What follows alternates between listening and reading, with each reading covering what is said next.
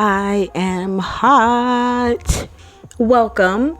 If you're new here, my name is Shelby. Thank you so much for being here and clicking on the video. But that also means if you clicked on this video that you came here to see what I ended up reading in the month of August, maybe for some book recommendations or whatever the case may be. But if you enjoy what you're seeing, if you like more content like this, then please feel free to go ahead and subscribe, because I would love more friends. And let's get into the video. Starting with the first book, and this was actually, I think, the first book that I read in the month of August, and that was The Guncle by Stephen Rowley, and I gave that one a 4 stars. This was my book pick, my buddy read pick for my friend Jessica and I'd been wanting to read this book, I think, since last summer, and this is more of like a contemporary fiction, and I had such a good time reading this book. It follows our main character, who is the uncle of 2 young children.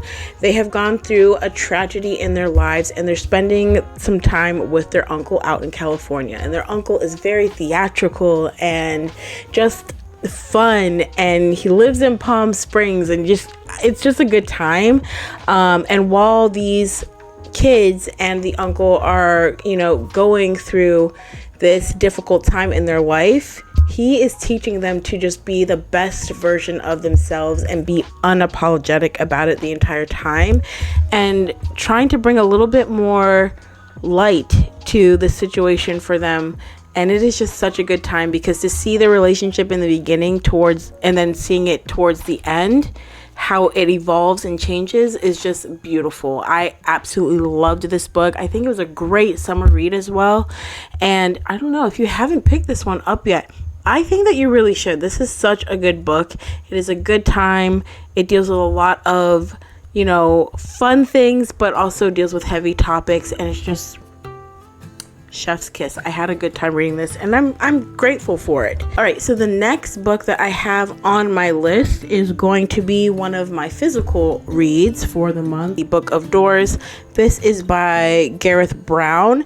This one I actually picked up because I think Destiny talked about this in one of her summer book recommendations videos, and so I ended up finding this at Barnes & Noble's. I picked it up. You guys would have seen that in my latest bookstore vlog. If you haven't checked it out, I'll link it so that you guys can see what it is. But yeah, I picked this one up. I read it basically the second I picked it up, and I had a good time with this. I did not think that this book was going to be what it was. I ended up giving this one, I think, a 3.5 stars. Which doesn't sound like a very high rating, but I wasn't sure if I wanted to fully give it a 4 stars, so I felt like 3.5 was a solid choice. This one, though, was such an interesting concept. So we basically follow our main character, and she is a young woman that kind of works in this, is it a library? I think it's like a library or bookstore or something like that. We start off by meeting her and this older gentleman, and this older gentleman ends up giving her this Book of Doors. And then we find out that this Book of Doors has a lot more power than we think. This book is a magical realism book, so there is magic that is in this story that's not quite explained but is, and it's just a good time. She travels everywhere. There's even a little bit of some suspense that I just wasn't anticipating in this book, and I think it threw me off at first, because I was like, oh my gosh, is this gonna take a darker turn than I thought it was? I would highly recommend that you pick this book up. It is a good time, and it's something that's, I feel like, pretty easy to read and to kind of get yourself into. It doesn't take very much, so yeah, I would recommend this book. The next book that I have on my list, which I was very excited to pick up, and yet at the same time quite anxious about picking it up, because I just knew that this author was going to probably make me cry, and I was not wrong. But that is The Women by Kristin Hannah. This book, I gave a 5-star. I feel like I don't know if I'm going to ever find a book of hers that I will not give a 5 stars, but I guess we'll see at some point.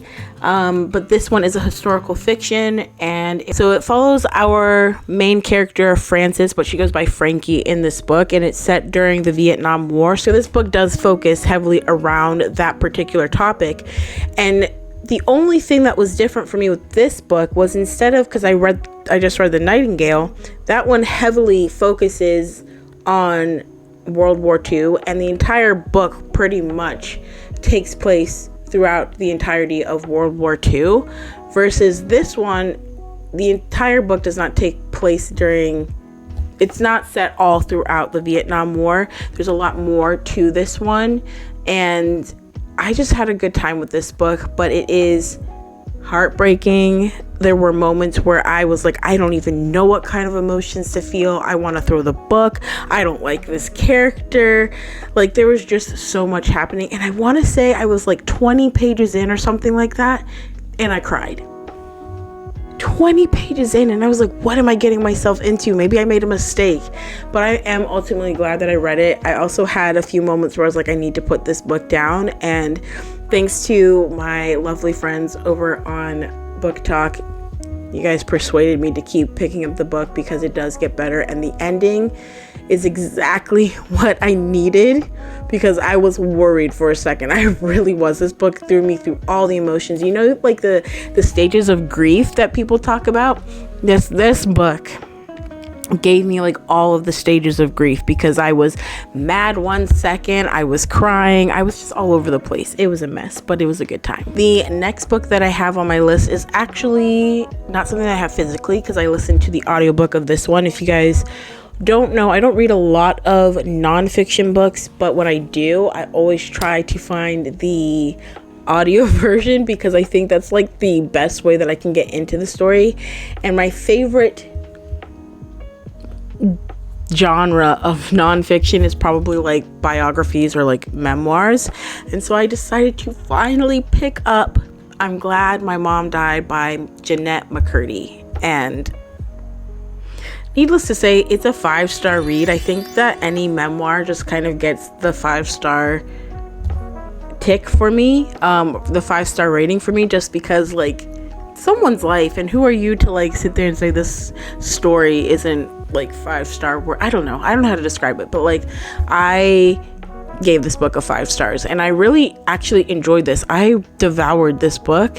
I tried to read this a couple of years ago, I think, when it first came out, and I couldn't get myself into it. I think I was apprehensive because I didn't know how much of like this book was going to center around death or anything, and for me, I have to be very careful with that, because like after losing my mom, I just feel like I struggle a little bit with that. But this book was so good, and it really just kind of explored everything that Jennette was going through, from talking about iCarly to what it was like for her with the spin-off series Sam and Cat, and obviously talking about her mom and how her mom had made such a lasting impression on her life. Good, bad, the ugly, all of it is talked about, and I really, really enjoyed hearing her story, and just, you feel for her, because when you hear things that people go through in their lives, you're just like, wow, that is hard. And it puts things into perspective. I think for me anyways, it put things into perspective for me, that you just never know what someone is really going through or what they're dealing with. But it was a good time. I really enjoyed it. And I heard that they're turning it into a TV show. I think I saw something about like Jennifer Aniston being in it, which is crazy. I love Jennifer Aniston, so I will definitely be like really excited and eager to see that and see how it plays out. But yeah, that was the other book that I read this month, and I had a great time. I listened to the audiobook, like I said, and I highly recommend that you do, because the audiobook is narrated by Jennette herself, so you get more of the emotional impact and feeling, I think, behind it when they are the ones that narrate the story. So I enjoyed it. And the next book that I read was Main Characters, and this is by Hannah Ornstein. I've never read a book by this author before, so this was nice to just kind of dive into a new author that I'm not familiar with and just kind of see what the writing and writing style is all about. This one, I have to say, I did not enjoy as much as I was hoping I would. I ended up giving this book a 3 stars, which is not a bad rating, but I don't know what I was really expecting because I didn't know anything about the story before I went into it. I kind of just kept seeing this book and the cover just really intrigued me, and this is a perfect example of don't judge a book by the cover, because not every book is for everyone, and this one I just don't think gave me or did what I was hoping it was going to do. This one, like I said, 3 stars, and I believe this one is more of like a contemporary literary fiction type of book, and sometimes I really love those. Sometimes you find some great ones that you like truly enjoy, and this just wasn't it. They make a comparison in the synopsis that this book is kind of like the adult version of The Parent Trap, and where I could see how you would come up with that, I think that should be a really loose definition of what this book is. I don't know, this is not Parent Trap to me. To me, when I think about The Parent Trap, I think of, obviously the 2 sisters that don't know each other, that like don't even know each other exist, and they're twins. They meet each other for the first time, and then they're like, what the heck is going on? They realize they have the same parents, and they try to get their parents back together. Like, that's The Parent Trap. This one, we do not have the element, of course, of, them playing tricks and stuff like that on each other, because they're not little kids, they're adults. But they're not trying to get their parents back together, and they're not twins. So there's a lot more that goes into this, but I think the thing that I just really didn't enjoy about this book was the toxic relationships that they had going on in their lives. I mean, there was cheating, there was all kinds of stuff that I just personally don't agree with or don't sit well with me, that it made it hard for me to enjoy this book, and it felt really messy, and it also kind of felt like we were kind of forgetting the plot of the story. Or maybe we didn't even know what the plot of the story was, and we just kind of started throwing things out there. I'm not sure what was really happening, but I didn't enjoy this as much as I hoped. So that was Main Characters. I'm starting to realize I read a lot more books than I thought I did this month. But the next book I actually read like a tandem kind of read, I guess. I did both versions of the book. So I read the ebook and the audio book for the book Phantasma. Guess it would help if I tell you what the book is. But I finally picked up Phantasma. I know this has come out like a few years back, and I kept seeing it everywhere, and I thought the cover was really beautiful, and I almost kind of wish I would have waited a little bit longer to read this book. I think this book would be really great around like the October months. But I didn't enjoy it as much as I would have liked. This one was a 3-star for me. This was a 3-star book. I didn't enjoy it as much. The characters I didn't really care about. I didn't feel any connection to our female main character. Her abilities were interesting to me, but like, again, still nothing that I felt was like, oh wow, that's amazing. I loved where it took place. I think this takes place in New Orleans or something like that, and I kind of wanted to see more of that. We kind of get the vibe of New Orleans in like the first like chapter or 2, and then you're in Phantasma, which I won't explain what any of that is, just in case you haven't read it. But so you're kind of like in this isolated place within New Orleans, but you're not getting like the essence of New Orleans throughout the entire book. So I don't know, I didn't really enjoy this one as much as I would have hoped, but it is a fun, kind of easier read. So if you're looking for something in the fall time that's kind of got spooky elements to it, but it's not, difficult to get into, it's not scary or anything like that, this would be a good one to pick up. It's just, it didn't really hit the mark for me. Even like the whole thing with Blackwell that kind of like gets revealed, I was like, you could kind of see that coming. But Yeah, that was Phantasma. I don't know if I said the star rating, but yeah, 3 stars. And this one is more of like I don't know if they would consider this like a paranormal romance type of vibe, but this has definitely got like paranormal stuff happening in it.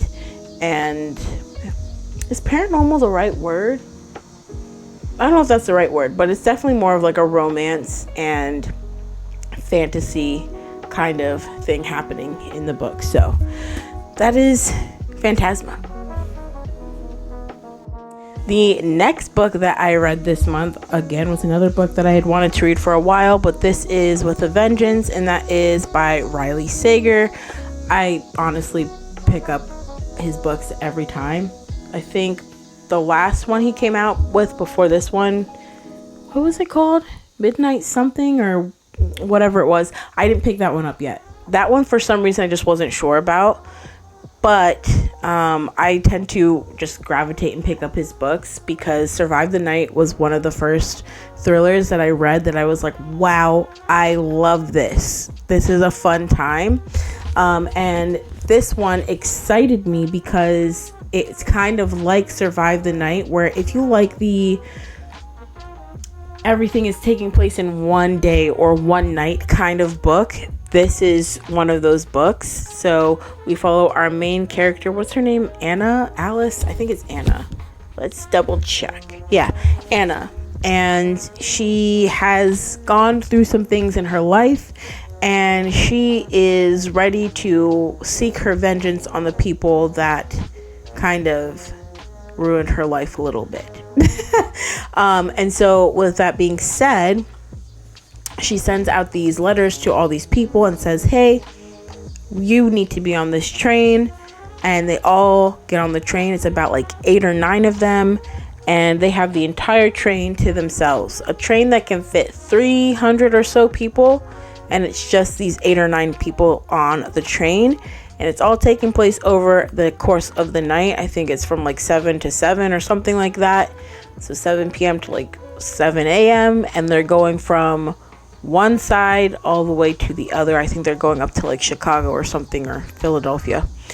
And yeah, it's a good time. It's not my favorite Rowley Sager book. I gave this one a 3.5. Did I give it 3.5? What did I give it? Yeah, I gave this one a 3.5 stars. It could have been a 4-star, but once the book started, like once I started getting a little bit further into the book, I started realizing this is not, it's not a thriller. This is like a mystery, more like a whodunit kind of vibe to it. If you've ever read Murder on the Orient Express by Agatha Christie, this is kind of what this was giving. And it wasn't done the best. It wasn't done the best, but overall I did enjoy it. While I was reading it, I read it pretty quickly, and yeah, it was a fun time. One thing I do like though, and I'll show you here really quick.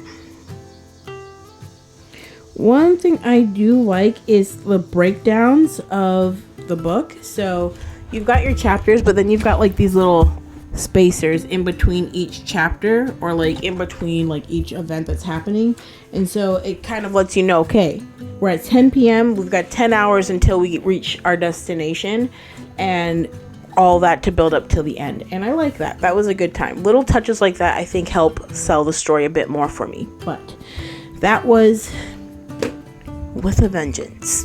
This next book that I have, I've been wanting to read this for so long, guys. It's really ridiculous, but I knew I wanted to read it during the summer, and this was going to be the last summer I could read this book before the movie comes out in January, I believe, and that is going to be People We Meet on Vacation by Emily Henry. Anyways, I love Emily Henry, if you can't tell by my stack of books up there. But this one was a good time. This was not what I was initially expecting, and to be honest, now that I've read the book, I don't know what I was really anticipating, but I didn't know that this book was more so first off, the title makes sense to me now. I thought that our main characters were going to actually like meet on vacation, but that's not quite how it plays out. But I do like how the story is told, how things kind of get unfolded. Alex and Poppy's story is really just very cute. Let me tell you guys, I am a sucker for a like friends to lovers type of situation. Give me friends to lovers or childhood friends to lovers, second chance romance, things like that. Oh my god. Oh, that's my bread and butter. That's the one for me. That's the golden ticket. And this one had a really good like friends to lovers type of situation. So if you like that kind of trope, if you like Emily Henry writing, then this is definitely going to be the one that you want to pick up. And like I said, the movie is going to be coming out in January, I believe, on Netflix. So this is a good time. But yeah, I don't want to say too much more about it because I fear I will say something that might be too much of a spoiler. So I'm going to be quiet. But Emily Henry kind of speaks for herself. Yeah, very good book if you're looking for like a beach read, summer read. These are definitely good ones to kind of go to. I feel like her books are very easy to read. There are characters in there that a lot of people, you know, may love, or it's a really like quotable book. Like her books are like that. So Emily Henry is definitely a auto-buy author for me. Sometimes I feel like I just start talking and like I don't even know what I'm talking about. Like I just start rambling. And then I have to like watch that back later and I'm wondering like, what are you doing? What are you saying? I don't know. Do you guys ever do that? Like do you just like start talking and then you just ramble off? Like if you don't even have to make videos. You don't have to make content or anything like that. But like just in general, do you like find yourself maybe when you're talking to people, you just start rambling about the most nonsensical thing? Anyways, I'm going to stop talking and talk about the books because that's what we're here for. So the next book that I read this month was a little reread, which the video for this book and a couple of the other books that are in this video, that video just went live. So if you want to see me read these books and my thoughts and opinions and all that great stuff, I will also pop that up here so you guys can click on it and see. But this was a Good Girl's Guide to Murder. I mean, this is a 5-star series for me. 5-star series. So this book, 5 stars. This is by Holly Jackson, and I had such a good time rereading this book. I was wondering if I was going to feel the same way about this book that I did the first time.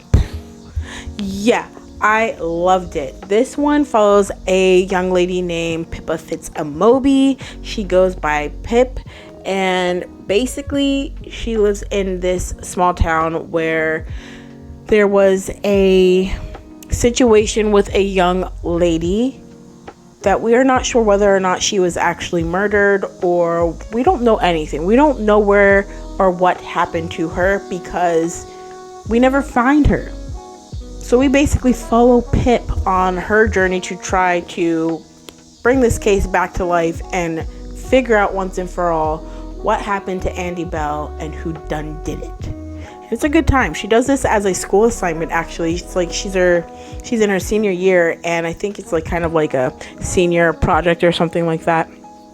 And she's going to do this for her senior project. It's crazy, but it's a good time. And there's 3 books in the series. So that one is the first one, and then we've got Good Girl, Bad Blood, and then As Good as Dead, I think, is the last one. So good time. Holly Jackson's books are always great. I have another one here, The Reappearance of Rachel Price. That one is another favorite of mine. I haven't read her latest, and I know that one is more of a like adult thriller kind of situation. Good Girl's Guide to Murder is like more YA thriller. So this is good for, I think, anyone to read. You don't have to be a teenager or young to read this book. You're still going to enjoy it. Trust me. You'll still have a good time reading it. And the time has come for my final book that I read this month. And this has got to be by far my favorite book that I've read this month. And I think I am going through a bit of a withdrawal period because I'm looking for something like this that's just, I haven't found it yet. So I'm like kind of like, I don't know if I'm going to get into a book slump because I want something that I don't know how to describe that I want. So, long story made short, the book is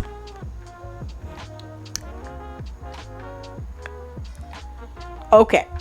This is Phantasma by R.F. Kuang, and I read my first R.F. Kuang book last year, I believe, around this time of the year, sometime in the summer or something like that. And that was Babel, and I loved it. It was a lot to take in. There was a lot going on, and I feel like a lot to digest, and just, it was a lot. That's the best way I can put it. But I went into this book thinking, it's going to probably be a little bit difficult to get into in the beginning, because that's how it was for me with Babel. I think I struggled the first couple of chapters of just being like, I don't know if I can read this book. But this was not that at all. Not at all. This one is a 4.5 star for me. I loved this book. It is very... I say 4.5, but I really want to give this one a 5 star. It's been a few days and I still think about this book, and I'm missing it. I feel like I'm going through withdrawals. So I think we're going to change that to a 5-star read.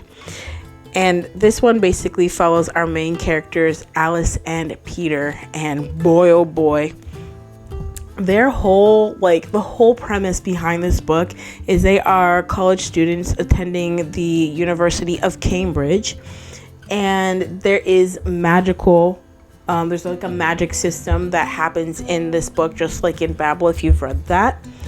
And essentially they have this professor, and they need a reference or something like that from him, and he dies.